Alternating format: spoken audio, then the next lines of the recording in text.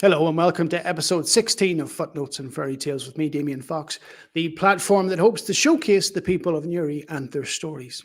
My guest today is a wonderfully talented actress, someone that has been involved in the arts and music scene in Newry for a lifetime. She is immensely dedicated, she is wonderfully talented, and someone that I have huge admiration for. So I'm delighted to introduce to you today Eithne Bell.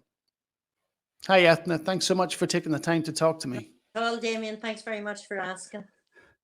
I guess why I wanted to talk to you is because you've been involved in the local sort of drama theatre scene and musical society for many, many years. Yeah. And I suppose Newry has a rich history as it comes to that.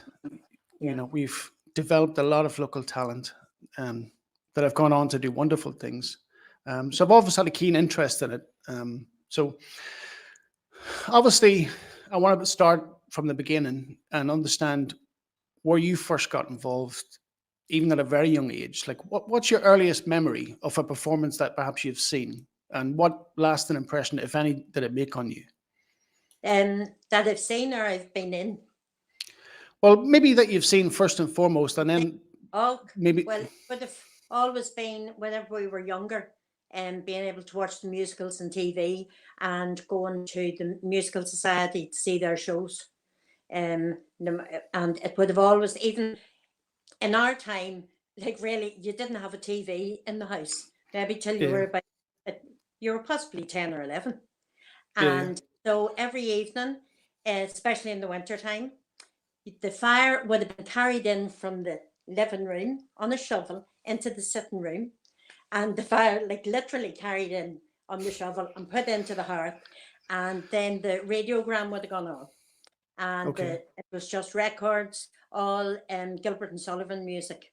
And so then initially with the musical society, that would have been their forte. It would have been Gilbert and Sullivan musicals all the time, and was always a highlight of ours every year to get to the musical society to see the shows. Margaret Nolan, Charlie Smith, Billy Cowan, all those names from years ago. Yeah, yeah. great. And from a very young age, it was something that you enjoyed. Oh, totally. The whole family were always instilled in music and drama, and um, it was just what we were And brought where does up. that come from? Does that come from one of your parents, or was it both? Maybe they had that Well, influence. I suppose both of them. Like, Daddy was a great whistler, and he would have been a great entertainer. He would have tied a tie in the dicky bow and done impersonations. And Mummy and Daddy, they were involved in choirs whenever they were younger and that. And so, yeah, it was just instilled in us, yeah.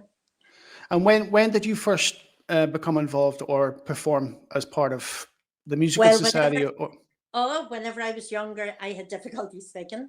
And so I was sent to Margaret Rush for speech and drama.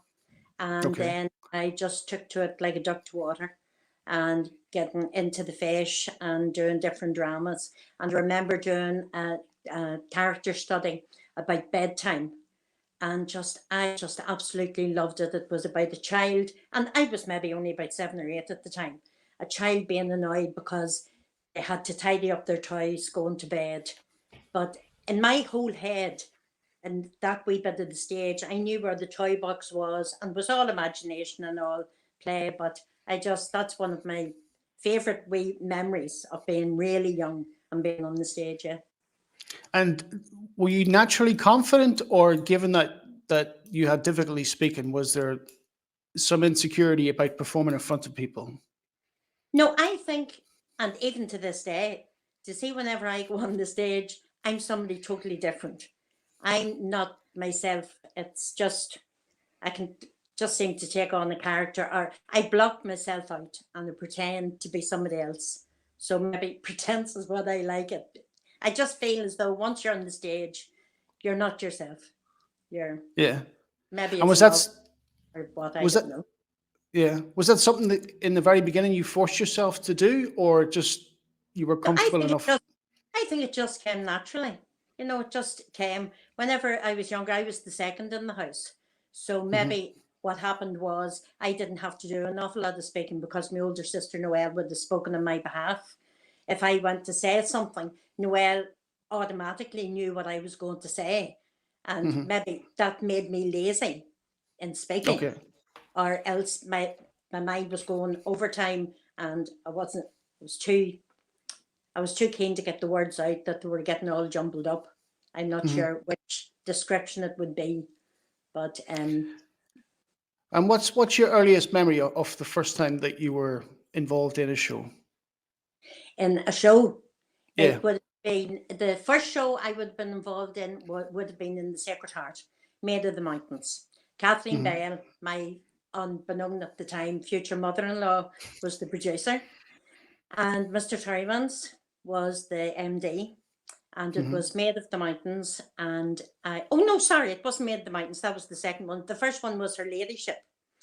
Okay. And it was just Ballet and Bobby, no, myself and Mary McKeown, God rest her. And Mary would have been a seventh year, and I was only first or second year.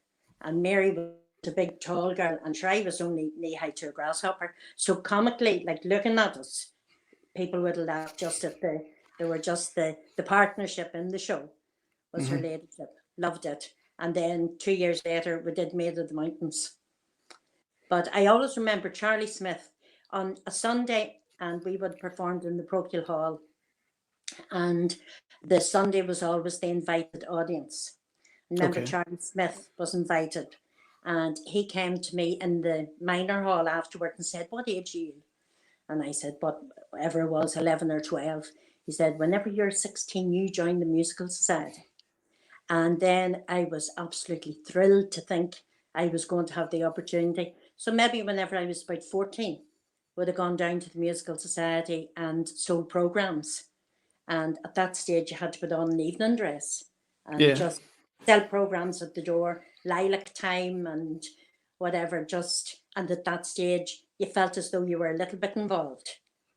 Programs. And was it about that age that you were, I've heard people talk about being bit by the bug, and it was something Mhm. that Oh, they love to be involved in, that yes. they look forward to. And for you, it was clear at that point that this is something that you thoroughly enjoyed and you would want to do it Oh, going forward. loved it. It was just at that time the focus was to get into the musical society whenever you were 16. And the first show I was involved in on the stage was Oklahoma. And Grandma Bell, Kathleen Bell produced that too. And it was just magical. And the likes of June Gray and sort of Margaret Nolan and Sheila Nolan and all those older ones. What you call your woman Erskine, lovely woman. But they all looked after us, Hmm. the younger ones, and they made sure that we knew sort of how to behave ourselves on the stage in something like that. And it was great fun. Great fun. Loved it. It was obviously a big part of your life growing up, and, Mhm. and your development. I'm sure it helped shape, in many respects, the person that you are. How important is it, do you think, and should it be, to introduce your children in some capacity to that world? I think it's marvellous because all our children were involved. And Hmm. what the thing is, once you go into something like the Musical Society or New Point or pantomime and that, you meet people from different walks of life. You meet people from all generations. Everybody has different talents and different things to give to a society like that. Um, you widen your whole friend circle. Like growing up, no matter what part of the town you came from, or no matter what job different people did, once you go in to the environment and you're learning to go on the stage and you go in and you get a piece of music, you know nothing about it, and you come out and you've achieved something, you're set in the scene, and you're learning all the time and you're Hmm. making friends for life. Oh, it's a Yeah. fabulous, fabulous pastime. Yeah. I remember when I started high school, it was in St. Joseph's on the Armagh Road, and we were first year, and me and a friend, they were doing a production of Little Shop of Horrors. Oh yeah. Me and a friend, very very new to school and secondary school, and we thought let's be a part of this. We were obviously just extras and didn't feature other than perhaps as part of the choir or chorus or whatever it might have been. Um, but we thoroughly enjoyed it. I mean, we only spent maybe 5 minutes on stage over the course of the entire show. The rest Yeah. of the time we were back in a classroom somewhere. But just the friendship and laugh that we had always stuck with me. Yeah. That would have been Mary McManus and Donal O'Hanlon, wasn't it? Absolutely, yeah, yeah. But the thing is, people say that, and you're saying um, only on stage for 5 minutes and stuck in the chorus. The chorus are the backbone of any production because no one person on the stage can put on a show. No Yeah. one person, you can be out front there and you can help relay the story as having a principal part. But you wouldn't be there if you didn't have the chorus behind you, if you didn't have the set, if you didn't have the musicians, the makeup, the props, the lighting. Like, it's a team effort. Yeah. And there's never a small part on the stage or a small part involved in any production of anything. It's all hands on deck. And everybody should have the experience of working through all these areas in a show. It just widens your whole perspective and it makes you appreciate the work that goes into somebody. Like, people just don't get onto the stage and do the things. There's so much work goes on in front of house, behind stage, on stage, and the preparation to get this thing to the pinnacle and get to the height that you want it to. I I guess I don't know if it was that experience, but going forward, I had aspirations over the course of a few years that I wanted to be an actor. I remember my form teacher in St. Joseph's, Fergal Rogers. He would have joked, as he saw me coming down the corridor, "Oh, here comes Liam Neeson," and but as it transpired, I'm frightfully shy. Less so now that I'm much older, but Yeah. so it never really worked that I was comfortable to go on stage. I did join the musical society for one show. It was Scrooge. My uncle Dennis Dennis. Walsh took me along. Yeah. I remember being asked to sing by Charlie Smith to see if I would fit a certain role, and it was very difficult for me. I did it, and I was so glad the experience was over because I didn't want to do that again. So I ended up getting one line that opened the show, and I think I featured again at one point. But the most enriching part of it was just being involved in it, watching rehearsals, sitting, having or developing friendships. And whilst I again was only on the stage for maybe a matter of minutes over the course of the entire show, I thoroughly enjoyed everything about it, and I would certainly recommend it. I can see why people do it, and There's such a buzz, isn't there? A buzz behind the stage, and everybody's supporting everybody else. Everybody's got everybody's back. Like, really, you're just there and you're hoping everybody gets from the start to the finish and gets as much enjoyment out of it as you do. Yeah, I genuinely loved it. I'm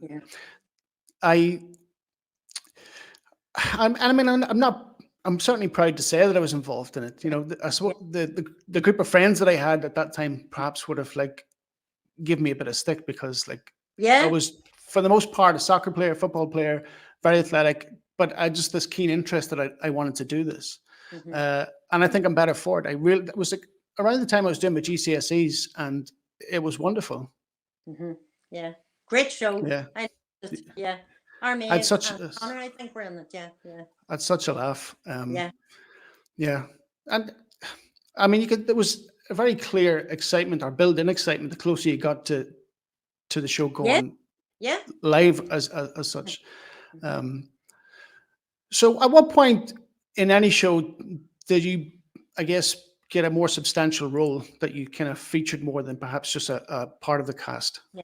Well, it was the first time the Musical Society did Dolly. Okay. I went for audition as Minnie Fay. God, I can't even remember what year it was, but as far as the Musical Society was concerned, that was my first main role in that, and thoroughly enjoyed it.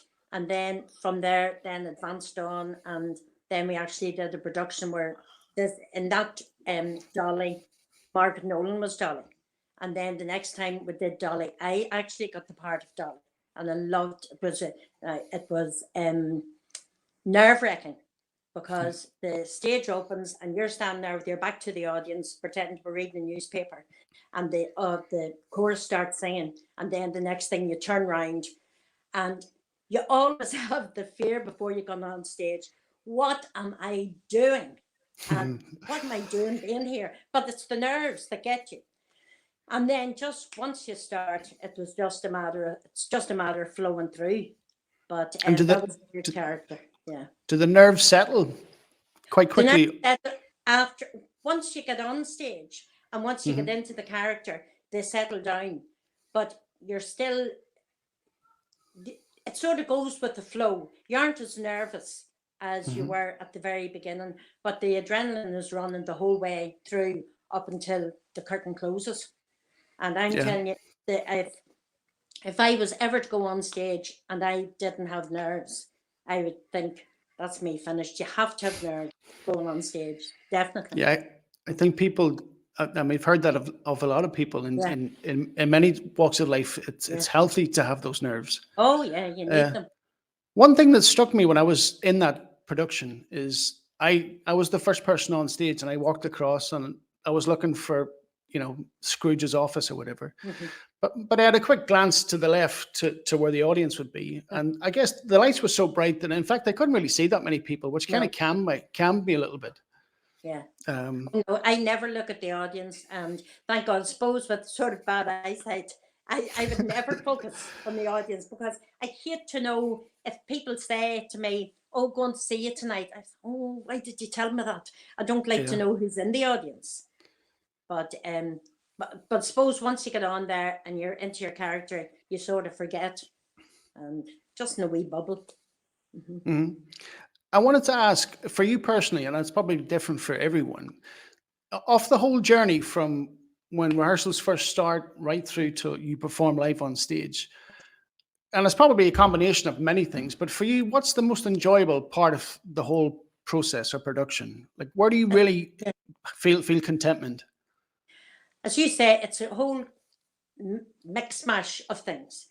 Mhm. Love whenever you go out and right, you start off and you learn the music, and then you're given the libretto so that you learn the words, and it's Mhm. getting into the character, and then actually setting a particular scene and making all your notes. This is where I'm to go, A, B, C, D, and then coming away. And then each rehearsal, you get more comfortable. You start automatically knowing the moves, and this is the particular word that you're to go and do something. And you get into the character more, you get reading the script more, you see, realize the meaning of the different sentences and the point that's trying to get across. And then you come to the next level where you start running the show from start to finish. And then you come where you put it on stage and just rehearsals with the scenery. And then Mhm. you get to the opening night whenever the audience are there. And no matter how well you rehearse something, you'll always come up a different notch once you have an audience in front of you because you're getting the feedback and you can feel, you're hoping that you're making them feel something, and then with their reaction, that gives you something to bump up a wee bit more. It's such a, you cannot pick out one single thing that you achieve. It's a whole process. Yeah. Yeah. So, as it relates to performance, I wanted to ask how you measure yourself against your own standards, because I'm sure you have a certain level of expectation, like this is how I want to perform. Yeah. How often do you live up to that? And firstly, do you allow yourself that pat on the back when you come off to say, and actually, I thoroughly enjoyed that, I did really well, or certain other instances where you've come off like, oh, I just tonight just wasn't what I hoped it would be, but move on to the next one. Well, the thing is, you're only as good as your last performance, no matter what you've done. There's some nights you'll come off and you'll say, "Gosh, didn't get that right," and other nights you. I don't allow myself to give a pat on the back until maybe it's over and you're sort of in reflection and saying, Yeah, that went well. It wasn't bad because if you get too high above your station, you'll it's something will knock you down. Every Yeah. night is different because it's a different audience every night. And I think that's the thing with live theatre. You go in and you're hoping to reach a certain standard and to put things across. But one or two wee things will put you off, and then you try and get over that hurdle. You cannot clap yourself in the back, I think, until the costumes are packed away and you sort of think, aye, that went all right, yeah. But there are other times, like if you're stuck on the stage and you forget your lines and you're trying to ad lib, the best man at doing that's Charlie Smith. And Yeah. Charlie, what's on the stage with Charlie? He's great. Mhm. But he'll help you along. But if he gets stuck, you're sort of saying, which one of us is missing out in this line? But you always get through it. And like really, as different ones said, the audience don't have the script. The audience don't know what you're meant to be saying. They don't know if you've gone wrong. Yeah. But Charlie's a great man. If he goes wrong, he'll let the audience know. He'll sort of give a wink, or he'll sort of to let them know, because they like whenever he goes wrong. Oh yeah, yeah. It Yeah, adds something extra to it it. does. Yeah, I had an experience in that production of Scrooge.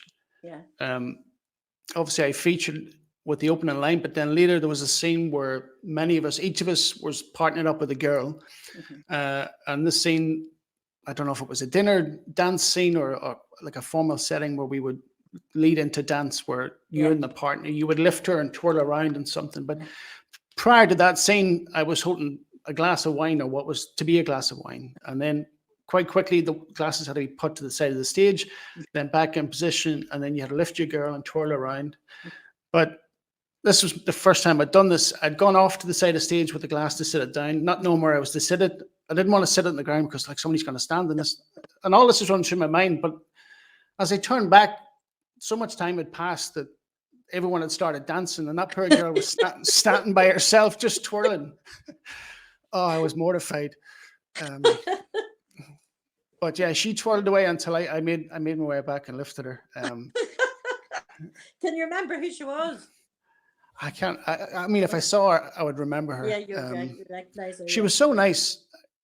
And again, I was new to this, and yeah, it seemed to be that there was a culture that if you were partnered with something or someone, that perhaps by the last show you would gift each other something. yeah, yeah. I didn't know this, so that young girl came to me in the stairwell at the town hall, maybe after the last show, and she gifted me something, and I was like, I went white because I had nothing. Yeah.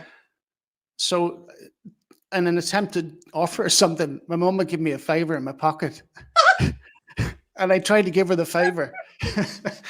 Oh, and to this day, it still haunts me. Oh, that it can be so embarrassing. Now it used to be worse, because what they used to do was there used to be two big hampers, Mhm. and people's presents were put into the hamper, and then at the end of the night you're taking up Damien, presents for Damien, and that, Okay. and presents for, and it was so embarrassing. And then they sort of stopped that, and then it was just done privately, and then other ones sort of stopped it, and maybe it just might have been the dressing room. Everybody went and got something for a fiver, names in the hat, and just silly wee momentums from for the shows. But it That can was be very embarrassing. Yeah, Oh, it was lovely. I mean, she went to the effort to get me it, and it yeah, was a football thing, a shaving kit, and she wrapped yeah. it. And Oh, I'm trying to offer her a favor, yeah. oh no, But yeah, embarrassing. But that yeah, it wasn't their was, fault. It was everybody else's fault for not letting on about it. Yeah. yeah. But again, it's one of those memories, Hmm. because over the course of the whole experience, I had that experience, but equally, one of the nights, the extras, we had a freeze essentially. So Yeah. I guess we danced a little bit, then we would have freeze in place as if stood in time. And I caught this big tall man. I think his name was John. Big tall guy, maybe 6'2", 3, 4, Yeah. bald fella. And we caught each other's eyes. Nothing had happened, but we started laughing. Yeah. The show's still going on, and the Mhm. more I looked at him, the more he laughed back at me. And I can only imagine everybody in the audience, and they probably weren't looking at us, but Yeah, the two of us were standing in the background, shaking with the yeah, laughter. yeah. Um, But it it's those was, wee things, as you said, these are the wee things that you remember, and they're yeah, the things that make it fun. Like there's always different antics and different things going on at the stage that sort of people are oblivious to in the audience. And mhm. it's good crack, Oh, great there's crack. great chemistry, and Yeah, yeah, I would imagine, like, over the course of the years, lots of young people come and go, but there's been a staple of people that have yeah, stayed involved, like yourself, mhm, Dennis Watts, of course, like Damien yeah, Lavery, yeah, and other people. yeah. Obviously, Charlie Smith is the Oh, founding father in many yeah, ways. yeah. So, if I can move on, I want to understand when a run of a show is finished, is there like an anticlimactic kind of like void? Oh, totally. Before it, like you're absolutely exhausted because you're running to rehearsals and then the dress rehearsal and the tech rehearsal and everything the night before you open, and you're sitting there and you're getting notes afterwards and you're saying, oh my goodness, we're exhausted. Let us go home. Let us get a rest. And then you come in for the dress or the run of the show. And then whenever it's all over, the following week, you're sitting and you're saying, oh, we used to go out to rehearse on a Monday and Thursday night. What are we going to do? And then you sort of think to yourself, gosh, maybe 1 or 2 nights in the house isn't bad. But after 1 week, you're saying, oh, for goodness sakes, let's get out. You have to get Mhm. out and do something. You, people like that, we aren't used to sitting in the house in the evenings. You Yeah. know, you're far better running in, getting like whenever the children and everything were younger, and even growing up ourselves, like you come in, you went out to school, you come in, got the homework done, then raced out to rehearsals. And then it was the same, working, racing out to rehearsals. And then even whenever we had all the children, I couldn't do the shows because the children were coming fast and furious. And so then I just would have done the concerts, but Okay. because there was less commitment to a certain extent with the concert. And so I thoroughly enjoyed doing that. But the children grew up knowing, right, daddy was away at football these nights, mummy's away to rehearsals these nights. And then Mhm. whenever they got involved, sure, we were all out. Yeah. Yeah. Um, Obviously, I was going to ask then about perhaps having moved away from the musical society and taken on something not more substantial, but certainly different in a play. You know, not not musically based, but a play. What Mm-hmm. was your first experience in a play? And The first play I got involved with in New Point was Lame Liar, and my brother Justin was in it, and John Lynch was the character Lame Liar, and Anne Kinney was in it, and Katrina, can't think of her, Murphy, I think she was, and Derry Murphy, and Big Heaney, and Daddy Heaney, Undertaker Heaney, Daddy, oh, I know, yeah, yeah. Patsy Heaney. But that was great. Oh my god, we used to rehearse. It was where the library was, the old library. We rehearsed up the stairs there, and that was a brilliant play. But that was my first New Point play. Sean Hollywood contacted and said, I think of a part for you here, and I was playing the part of Ursula, the girl who had all the oranges. And so that was my first New Point play. But since then, oh my goodness, I love a play. Like we've done Sean Trainer, we did Metamorphosis, and Donal O'Hanlon, we did Juno and the Paycock, and loved that. That was a great play. And at the moment we're doing The Cripple of Inishmaan, and we're on the town hall this Thursday, the 12th. With that, we're in Armagh last week, got great audience. But it's the variety in a play. Um, you don't have the distraction of the music, Mhm. the storytelling's more serious, like sort of I suppose in the musicals, it's sort of I'd be more inclined to do the comedy roles, um and even in pantomime it was in say something and then there's a song. Okay. Whereas in the plays there's more depth and everything with it. No, I love a play. Yeah. So, I mean, if you were to choose between, Mm, musical, I mean, they're very different, of course, and they offer different yeah, things yeah, to you and the audience. But yeah. where's your real love? Is it in plays? Well, I think maybe the older I've become, Mhm. it's getting more into plays because I wouldn't be I wouldn't really be a singer. Like, and I've been involved in choirs and Mary McManus vocal score. That was a wee chamber choir that we had, and I love singing, but uh, the singing wouldn't be my strong part. It would be I love a play. Yeah, enjoy the Mhm. play. Hmm. Where whenever the musical society and stuff like that, you combine the two. Yeah. Yeah. And do you find, and I would imagine you would, play as more challenging. As well, you see, in the musicals, you're challenged with the dancing and the singing Yes. and the acting, and Yeah. it's a different sort of. A play is totally different. I know some people say musicals are musical plays, but they are. But to be in a play like Beauty Queen of Renan, like the McDonough plays, it's you have the comedy, but the dark side of it. Mhm. Um, the I think the two of them are different. Yeah, Yeah, they're very different. yeah, When you talk about the musicals, just one last memory from my experience. Um, I think we've been in the art center or the town hall rehearsing, and there was a choreographer brought in, and yeah, there's a group maybe of 7, 8 men, and yeah, myself, one of them, and she was the choreograph a dance for us. yeah. But at one point, or it got to a point where she just had to give up, and each of us, Yeah. no coordination, 2 left feet. So it was decided that they were just going to remove the dance from the show, and we would just stand still You effectively. would So dress the stage. You would dress the stage rather than moving on the yeah, stage. yeah, Yeah, we were decoration more than anything. yeah, yeah. Um, if I could talk about a play that you've seen that had a lasting impact or moved you in some way, not that you've been involved in, but one that you've gone to see that Yeah. oh my god, that's incredible. It's actually a play we went to see in Armagh Theatre, and as soon as you say a play that moved us, Mara's Story, fantastic one woman play about this woman's struggles with homelessness and alcohol and abuse, and oh my goodness, if you have the opportunity of seeing that play, go see it. Hmm. Fantastic.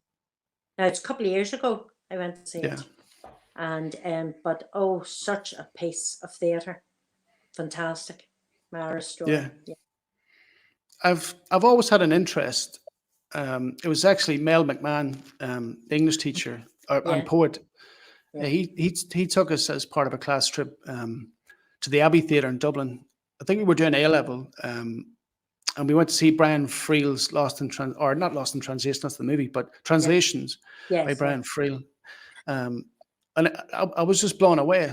I mean, part of the story is that these people are Mhm. speaking Irish, Yeah, and that the English that have come to survey the townlands are speaking English. I mean, they're all mhm. speaking English on stage, but Yes, I guess the trick is but that you there's have to that. believe. Yeah, And I just thought that in the writing in itself was remarkable, and I loved it. Quite quickly after that, he took us to the Lyric Theatre to see Samuel Beckett's Waiting for Godot. oh yeah, Um, and I mhm. can't pretend even now to understand much of what went Yeah, on, but it was just incredibly profound. yeah, And it was those plays in particular that I suppose kind of garnered my interest and mhm. has done ever since. Um, Mary Jones is another one. She's a Yes, playwright. yeah, I yeah. was lucky enough. Me and my brother went to see A Night in November in the Arts Centre. It was Patrick Oh yeah, Keelty, one yeah, man play, mhm, um, and it was incredibly funny. mhm. I Yeah, think I've seen one of Martin McDonagh's plays. I can't. I was trying to think of it today because as much as I would love to go and see the play yeah, that you're in now, I'm not going to yeah, get the opportunity because I'm yeah, here.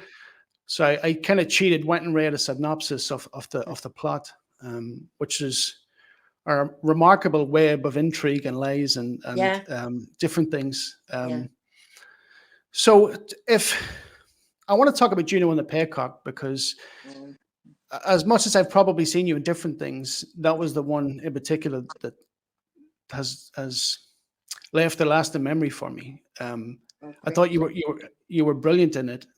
Thank you. Um, and I've seen a couple of O'Casey's plays. I've seen that one in particular, and I've seen some in Dublin. Talk to me about that play in particular, because I don't know. I think it showed you wonderfully, and the breadth and diversity and your ability to do many things. Thank Um, you. But it was like Don O'Hanlon produced that, and Don was marvelous. Like really, um, what you get with Don, and I think maybe it comes from the Sean Hollywood sort of thing. Like Sean, and they sort of pick you four apart, mhm, and they'll give you a direction to go. They let you give so much of yourself, but their input, they will get you down into the character even more. You know, they'll get as much out of you as possible. And it was such an emotional play mhm. at the particular time. It's a fantastic piece of writing. And like the characters, and like Mark Hughes was in, the Mark's producing actually the Cripple of Inishmaan. Okay. But just the, oh, it's such an emotional piece. And to think of the tenements in what those people went through at the time, and just the writing in it is fantastic. And poor Mary McStay, God rest her, she was the mother of the first boy who was taken away, and she comes down the stairs and she says that piece about the was from the cradle to the grave. You aren't meant to put them into the grave. You take them Mhm. from the cradle, but, and she says that piece, and then Juno repeats that later on whenever her son's taken away. It's such a fantastic piece of theatre. I Love it. remember in particular, because I know your story, Yeah, yeah. you know, and um, there was a scene. I presume it's towards the end when Juno's son is taken Yeah. away and killed. Mhm. Yeah. I think he had lost an arm during the 1916 Yeah. Rising, Mhm. but then later is taken away and killed. And my memory might serve me well here, or perhaps it won't. But I remember what you delivered in when you find out that your Juno's son had been killed. That You piece. delivered Yeah. a very profoundly moving, emotive um, reaction. I don't know how to describe it, but knowing your story, I wanted to understand for you, what was that experience like on Oh, stage? took loads out of me. Yeah, Even now thinking about it, yeah. Yeah. Oh, it was a very emotional piece, yeah. I was, and it's to your credit, I thought, my God, the strength that Ethna has to deliver it so brilliantly, and it would have taken incredible strength. Mhm. Um, Yeah. but I was blown away, to Yeah. be honest. But the thing is, like that, you can take so much of your own life into theatre. Like Hmm. that, and in a sense, it's nearly like a healing process. You know, you're going through things.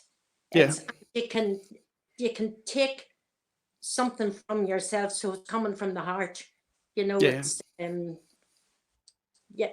I think things like that can help you in there, and maybe that's why I love plays.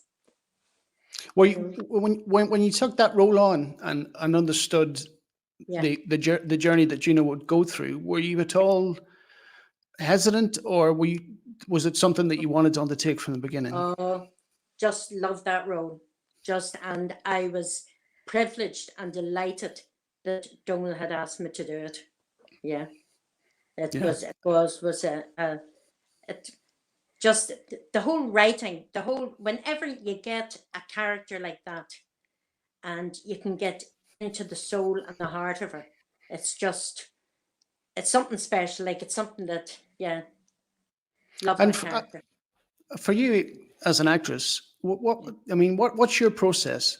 I mean, how much outside of the standard rehearsal to do you look to invest, like in a part like that, for Mhm. example? Well, you get the script, and you do a couple of line runs as a group, and you get to know what how somebody else is going to interpret their character, and that'll help you interpret your character. And Mhm. the more you read it, and then I just keep on reading over it and trying to see in underneath the lines that the writer has given you, and to Mhm. see what they meant by it. There's so much, like, it's not just reading lines, and it's not, you have to try and get into the mind, what did the writer try and portray there, whether it's Martin McDonagh or Brian Friel or whoever it is. What are they trying to get across?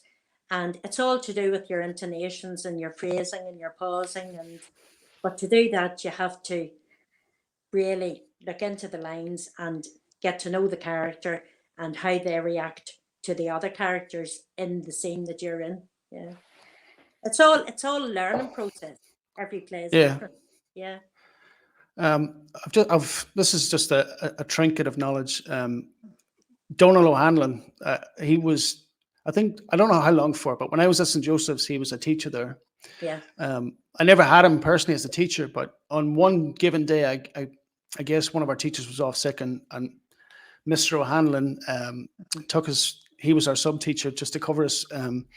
So I guess in an effort to keep us distracted and quiet for the course of the class, he first asked us, "Do we think that you can draw a curve with straight lines?"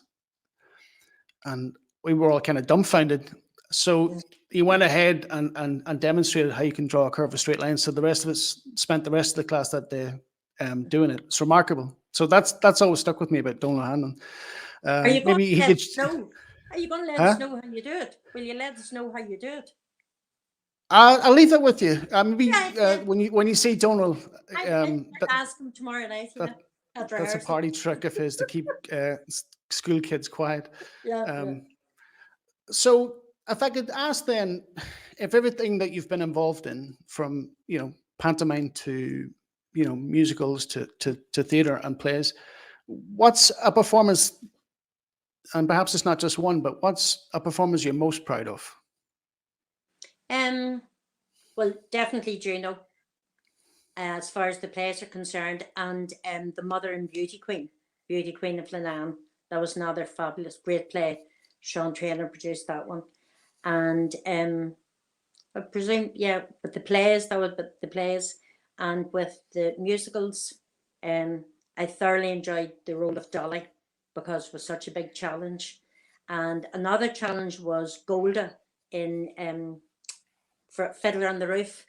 That was another lovely role, Mhm. because it was the mother, and it was a sort of a serious character with a little bit of comedy with it just whenever she was with Tevye. And of course, loved doing Miss Hannigan out of Annie. Oh, you played that part. Yeah, yeah, a couple of times, several times with the Bosco and that. Yeah, Yeah, she's a character and a half. Yeah, yeah. My kids, my eldest daughter in particular, I suppose it's not the same because you find that they take older movies and try and reinvent them. So I yeah, think the more recent one that Cameron Diaz played Miss Hannigan, but right, nothing compared to the original. yeah, Um, I want to talk about the richness of theatre and drama and musical mhm, society in Uri in yeah, particular.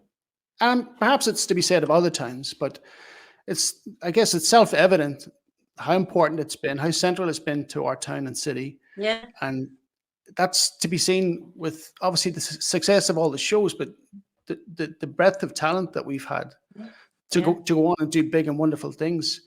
That's Um, unbelievable. Mhm. but is it at risk in some way?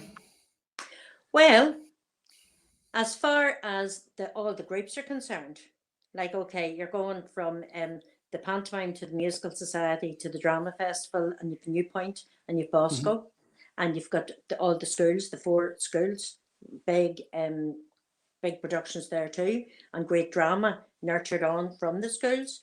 You've got to say the Bosco did, and you've got then there's a new group out, Newry Youth Performers, or Newry, I'm not sure what you call them, but then you also have the choreography is for Anne Marie Morgan Dance School, and then there's academy dance, there's dance in the town, there is drama with Rosalind Sheridan School and Mary Claire O'Connor, and all these drama ones coming through. You've got music, Fiona Flynn, like just there's that much nurturing of talent on in this town. Like Mhm. it would be an awful shame to see it going by. But we're in the situation at the moment that the town hall is possibly staying open to April, and then they're closing the town hall and the art centre for renovation and for advancement. Could they not sort of do the art centre, leave the town hall open, and whenever they want to do this bridge or whatever they're talking about, then close the town hall? But there's nowhere for anybody to go. Yeah. It's an awful shame to think that the arts are being ignored as far as the council and a place for the arts to be nurtured and to be shown. Like, okay, there's Armagh Marketplace and Mhm. it's a fabulous venue, but Newry people have to travel to it. And ideally, if they had a venue like that of the same caliber, like there's just even whenever you think the Procul Hall, which is taken over now by the bank, like Mhm. you could drive a lorry in there, open the doors, oh, and unload everything. In the town hall, everything has to be hoisted up. It's just, I don't fear for the loss of the arts in Newry. I fear that the arts are not being accommodated properly Mhm. in Newry. By it's whatever whoever's doing the planning, they haven't planned it very well. They should No, I have mean, somewhere for us to go while they close down other places. yeah, I've always said that. And when you look at a venue, and obviously Belfast is a considerably bigger place than Yeah, Newry, but yeah. like if you look at the facility, the lyric, it's incredible. Oh, fantastic. Yeah. Um, and I've often wondered, maybe Newry's not big enough to sustain a facility like that where you have year-round plays. But But I think, I Damien, think, the thing is, Newry do not have to pay. They like Newry goes from pantomime to mm, drama festival to fish to musical society to and then the Bosco and the different dance schools and different things showcasing throughout. Newry do not have I'm sure every council is given a budget mhm, to bring the arts into the town. They don't have to bring the arts into the town because the arts are already there. yeah, It's so frustrating.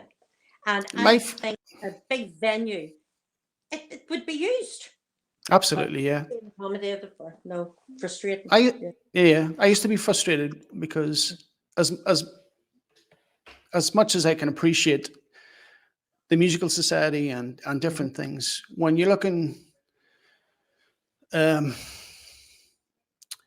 not a bigger production, but some of those bigger plays that have maybe full-time actors, Yeah. bigger names. When you're looking, okay, maybe occasionally once a year or twice a year, you might get something kind of blow through Newry where it's a one night thing.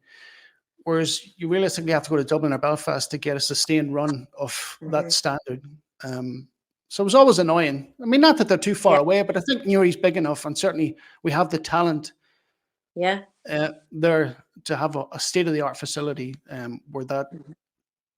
that talent can be nurtured and Yeah. showcased. But again, how our council appropriate money, and I mean, look at the fight just to get a park for the city. Um, Yeah. mhm. Terrible. Shocking. Yeah. Ridiculous. And that art centre is sitting there, and my goodness, the fun we had in the art centre. Do you see whenever the art centre opened all those years ago? New Point, we actually did lunchtime theatre. I was working, yet I finished early to come up, and we would have done a play at lunchtime. There was one particular one, and Donal Hanlon, Sean Trainer, and Tony Keeley, and other girls in, but it was Minnie Mouse and Mickey Mouse and Donald Duck. But it was Mhm. lunchtime theatre. We put it on. There was eating facilities there in the art centre. People could have had a sandwich or a bowl of soup or something. And it just brought to be able to do something like that was unbelievable. Yet Yeah. everything just went by the by. Bad management or council, I don't know what happened. But Yeah, yeah. it's a shame. Mhm. But like you said, regardless of whether we have the facilities or not, there still is Mhm. a wealth of Yes. opportunities for people to get involved. I wanted to ask because obviously you've been involved in one shape or form for many years. Mhm. Is there anyone in particular, and you probably might not be able to answer this, but is there anyone in particular, talent wise, that just kind of, I guess, struck you as like, oh my god, like wonderful, like I mean, I guess Charlie Murphy, or not Charlie Murphy, Charlie Smith Right, yeah, yeah. is larger than life. But is there any other talent you've seen pass through that just you thought like natural ability, talent, like just Oh, remarkable? there's absolutely so many. Like really unbelievable. Like from no age. Like Margaret Nolan was such a natural on the stage. Fantastic. Hmm. And then you have the talent of ones who have come through who are now professionals, like Sean Kearns, Keelan Byrne, um, forget John Lynch, Susan Lynch. Yes, sir. Yeah, yeah. Like all these, there's we Philip Pierce, the unbelievable talent in the town, unbelievable Mhm. coming through, natural talent that, and even now, do you see the young ones on that stage?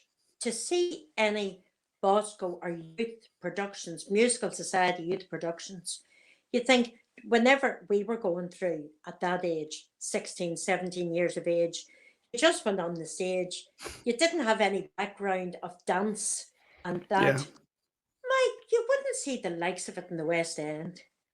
yeah. Unbelievable. I remember seeing a New Point Players production. It was To Kill a Mockingbird, I think. Brilliant show, yeah.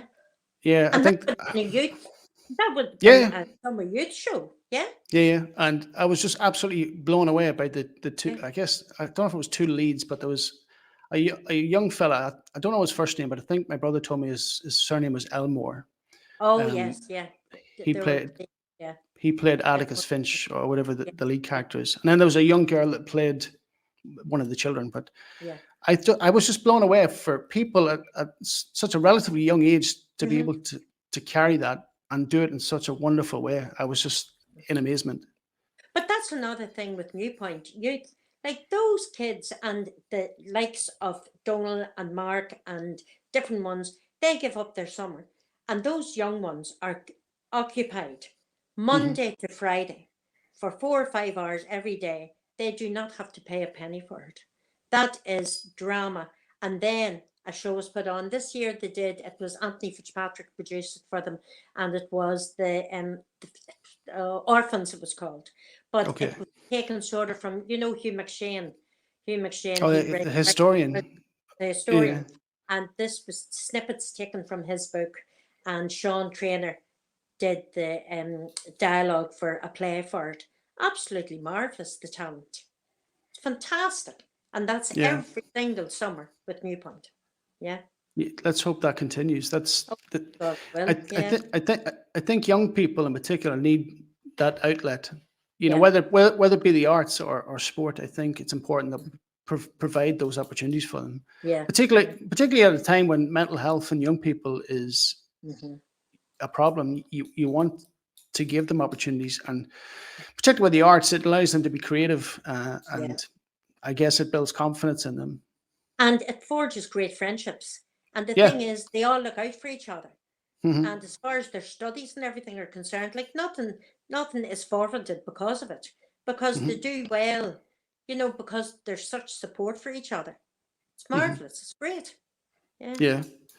Like I think it's to be seen in colleges, universities as well, where the humanities are under risk. Less and less is there focus on them. But I think, like the arts and the humanities, that's what gives you, I don't know, soul. Yeah. That's Yeah. sweet. Yeah. Whereas the more practical things that you study. Yes, career-wise, it's important, but I think the arts and the humanities offer something completely different. That it would be a complete shame if they were to suffer. Um, Yeah, it forges friendships, it forges personalities, it gives the confidence, it mhm. gives them knowledge, like the whole history of the arts and um plays, readings, just the language. It's such a wide spectrum. Yeah. It's unbelievable what you gain from it. And if I could talk then about the play that you're about to, Hmm.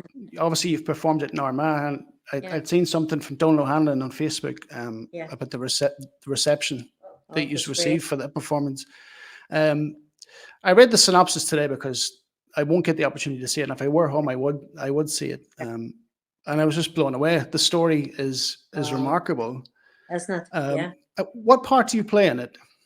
I play the 90-year-old alcoholic mother of Johnny Patine Mike. And Okay, Donal is Johnny Patine Mike. So yeah, I was alcoholic mother. so I yeah. in brief, without giving much away, what's the kind of overarching narrative? What is the story? There's Cripple Billy is being reared by his two aunties who own a Hmm. sweet shop. Johnny Patine Mike is the newsman. He's the one that hears all the gossip, loves to spread gossip. Hmm. Um, then there a film crew are coming to Inishmore to make a film, and there are the two McCormicks who are two young ones. Helen, she pegs eggs at everybody, and her younger brother Bartley's only looking for sweets, but they want to get to Inishmore, so they ask Bobby to go and Tara. Hmm. And Billy, Cripple Billy, gets wind of this, and he asked him, he go in the car to go in the filming too, and he's been declined that offer. But the next thing he produces the letter from the Dr. McSherry, um, that says that he only has a few months to live because he's suffering from TB. So Hmm. Bobby feels sorry for him because his wife died of the same thing, and he takes them on the boat, and then comes back to say Billy isn't back. He's gone to Hollywood to work in the film. Um, the the alcoholic mother. I'm only looking for drink. So like my wee parts are, I'm in two small scenes of it, but the film comes out, and the two aunties are demented that Billy has gone off to America. The film comes out. Billy isn't in it.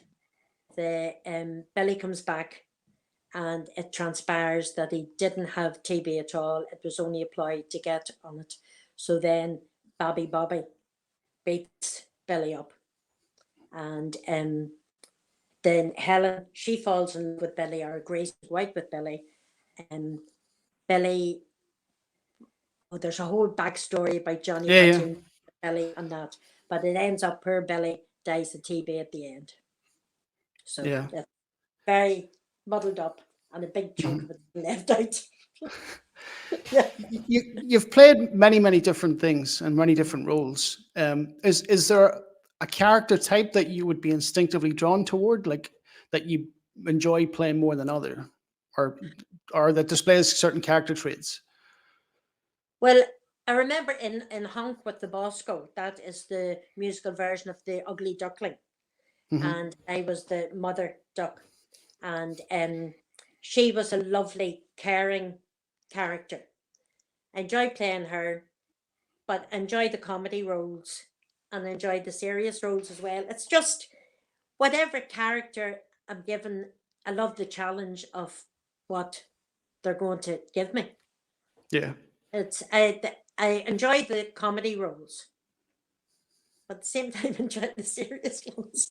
I Yeah, suppose that yeah, it's quite naturally there's a balance there. You want to yeah, continue to keep yourself interested, and yeah. if you were to, I guess, typecast yourself, Mhm. it might go stale. Yeah. And this is just a curiosity, but if there were a role out there that you haven't played yet, or a play that or a story, or whatever it may be, is there something that if you could play, you would love the opportunity to do? Oh, I would love to play the mother in Gypsy. You Okay. know Bette Midler's or Imelda Staunton's role, the mother in Okay. Gypsy. Oh, I think she's plenty of ins and outs of her. Yeah, but Yeah. that would be a show that I don't foresee us ever doing, but that would be a good challenging role. Mhm. Hmm. Yeah. Yeah, I respect you because you're not one to shy away from a challenge. No, Uh, no, yeah, but again, it's only when you pursue those that you see what you're actually capable of. yeah, yeah, that's true. Yeah. The So, certain ones might frighten you and think, "Oh Lord bless us," but once you get into it, as you say, it's a challenge. You need to be mhm. challenged. Yeah. So with respect to the Cripple of Finnish Man, when does it run in Uri? This Thursday, the 12th of October, 7:30, Newry Town Hall. And how long does it run for? Is it just one night or? One night, yeah, unfortunately, yeah. All this And work for two performances, but that was it. Hmm.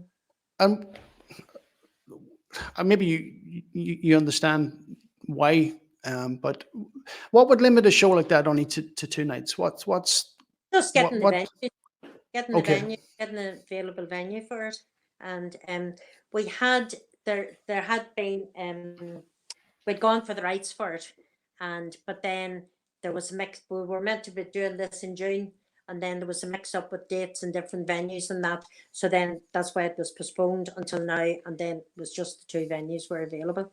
So if there's the yeah, possibility of, and then you get into the situation of the availability of the cast, because I know yeah, that's Larry's true. involved in something else in Newcastle, and different ones are involved in different things.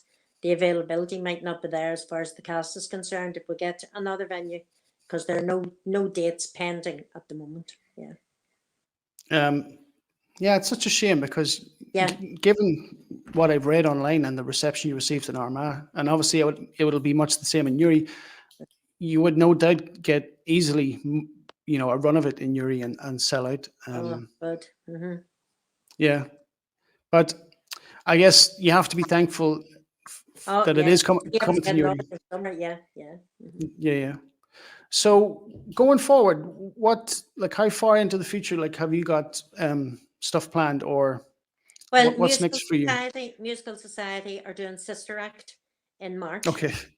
And so the registration for that opens on, is it Monday the 20, if it's Monday the 25th, no, that's the Wednesday.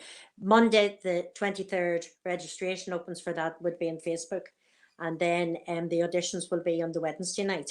It's great fun, something maybe for the older members of the company, because it's the nuns, more mature, but Yeah. that should be a good show. There's good interest in that at the moment. So we should be opening on the 5th of March with that. So Okay. rehearsal is starting soon enough. That's the only thing on the horizon at the moment. I wanted to ask, I've obviously been out of Newry for over a year now, but I'd seen um, that Donald O'Hanlon, Sean Trainer, and was Oh it yeah, Trasa Tra- Davy? yeah, yeah. Was it Samuel Beckett's like Crap's Last Tape or something? Was it no? Or what was the No, play they did? oh no, that was Happy Days. Oh, Happy Happy Days, Days. That's it. Samuel Okay. Beckett. Yeah, they did Yeah. that, and that was for the drama festival, and they did really, really well. They got through to the finals and that, and Trassa got a special award. She was amazing in it, like just Yeah. there she is buried in sand, and then there's only the two characters in it. Yeah, Trassa did brilliantly in that. So did Donal, of course. Yeah. Yeah. Yeah. I, Hmm. I'd, I'd, I don't know where I'd seen it, but I'd seen that it was received to Yeah, wonderful reviews. yeah, yeah. And it's great to see like people from Newry getting the recognition Yeah. um, for it. It's great to So see Trassa back onto the stage again. It's good. Yeah, I she's wasn't great. aware that she acted. To be honest, Yeah. I'd known. I suppose I'd known Trassa. Her father was a teacher in the Abbey Primary, Yeah. and I remember sitting A levels, and she would have supervised the tests being done. And I'd never seen her since, more or less, but I wasn't aware that she acted. And then to see that Yeah. she done an Yeah. amazing job, Yeah. Hmm. yeah, which is wonderful. So for you going forward, like, I mean, if we all measure ourselves against Charlie Smith, we'll all probably come up very short. You're Um, right there. I think he just celebrated was it his 90th His birthday? 90th, yeah, he was 90 there in March. Yeah. Um, and I mean, to be honest, it's not that long ago that I'd seen a show in the town hall, and he still played a part. Yes, because we did, was it Widow's Paradise, whichever one was, we did it last year. Mhm. And Charlie, of course, was on the stage, and all he has to do is come on, and the audience just are in an uproar. Yeah, And yeah. then at one of the particular, I was on the stage with him, and he came over and he was saying, "What's my next line?" I told him, and he said, "Hold on." So he walked down the stage and went to Magella, who was prompt. She says, "This is my next line. Is that right?" Sure, he just plays to the audience. Yeah. Unbelievable man. How long Privilege would you served. like? Yeah. How long would you like to continue to be involved and perform? As long as I possibly can.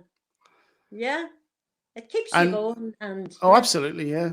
And if you weren't to be on stage, do you still see yourself involved? Because I mean, I can speak to my experience. Like there wasn't people involved in it that always performed. There was just support staff, like, and they continue year after year to be involved. Yeah, yeah. Well, now the thing is, as far as the musical society is concerned, I've done props, PRO, makeup, social secretary, chairperson. It's just you can get involved. You don't always have to be on stage. And Hmm. there's some shows that just the younger ones took over. So then you'd be working with the props or makeup or something like that. Like there's that much to do. Some people want to be involved, but they don't want to be out on Yeah. this. So, and none of it works without that backup. You need every single person. You need the person to sell the tickets. You need the person to write the write ups for it. Everything. Yeah. No, And you'll always be involved. what would you tell a young person that maybe is looking to get involved in the arts and theatre or musical, whatever it might be? Yeah. What ultimately, what's the value to be gained? If what would it do for them to get involved? Like, It, as I said earlier, it widens your whole friendship circle. You make friends for life. mhm, It's just it opens up so many doors for you. It gives you confidence that you can talk to other people. You get knowledge that yeah. the background into music and plays and everything that just you don't automatically get. It's just a marvelous pastime. Great I love hobby. it Yeah, just as a spectator, and it's something me and my brother have done for as long as I can remember. The first whiff of a show coming to Newry, we'll text each other, or you'll go through the reporter at the time, and you would have found yeah, that this show was coming for one night only. And then, of course, we're willing to travel to Dublin to the Abbey Theatre. I've seen, yeah, I can't remember what the play was, but it was Oscar Wilde. yeah. We've gone to the Lyric to see Observe the Sons of Ulster Mm. or Marching Towards the Somme, and many, many more. I've seen Adrian Dunbar play Brenton Behan. It Oh, was right, it was called Brendan at the Chelsea. It looked at his, right. I suppose, the time near to his death. He had spent time living in a hotel in Chelsea, in New York. Yeah. And it was actually written by a relative of his. It might have been a niece or something. Um, and to be honest, not everyone um, enjoys the theatre or plays, but I think it's their loss, to be honest. So, but you see, the thing is, it's people like you that help us to continue to do what we're doing because we can't do it if the audience aren't coming. The Hmm. Everybody has a different interest. Like your interest is to go and see the plays, which Yeah. is fantastic. And we wouldn't be able to do it if we didn't have the likes of you and the likes of our patrons and sponsors who who support us and do. Hmm. Yeah, that just Yeah. keeps us going too. Yeah, I think we're very lucky in that we come from Newry, because yeah, there is we've a rich history in theatre, drama, music, yeah. and it's wonderful to see. And I think long may it continue. I hope we do at some point get a state of the art facility that we can showcase our Yeah, talent. yeah. That would be well deserved, I think. Oh, it definitely would. Much needed. Very much needed. Yeah. Yeah, it finally came to me why I wanted to be an actor. My mother's first cousin was Jared Rooney, Oh, And I think he might have been involved locally at an early age. But he went on yeah, and I think had parts in Casualty and stuff just as an yeah, extra. And I remember being in school at St. Joseph's and telling the teacher, because Jared Rennie had been to St. Joseph's himself, yeah. and my English teacher at the time was Jerry McLaughlin. I remember telling him, I'm going to be an actor like my cousin Jared. Nothing. And Yeah, at that point, I don't think I'd even met Jared Rennie before, but yeah, yeah, I wanted to be an actor yeah, like him. So yeah. yeah. Well, there's young Karina Cunningham. Well, it's can't think what her name is. Karina McCahey. She teaches up in St Mary's. Like Karina, Hmm. she was in Casualty and everything. She's fabulous, and she helps Jim McGuigan produce the Bosco shows. Hmm. She's marvelous. She went professional for a while, but now she's married here with children. And Yeah. but like whenever you know of all the ones that have gone on to act from Uri, unbelievable. And not only act, but like there's the lighting down in RTE, John. Oh God, my head's gone. And me, it's Gallagher, John Gallagher, and Okay. that lighting it just unbelievable. That how the talents are nurtured in Uri. Yeah. Mm. Yeah, absolutely. And it's something that we should be very proud of. Yeah, totally, totally. I won't get to see you perform Yeah. in what is the Cripple of Inish Man, but I will be on Facebook to see how it was received. You're brilliant, Damien. Thanks so much. Thank you. Eithne, I really appreciate you taking the time. I've thoroughly enjoyed talking to you. Thanks a million. You made it very easy. Thanks, Damien. You're welcome. Thanks, Eithne. Okay, thank you.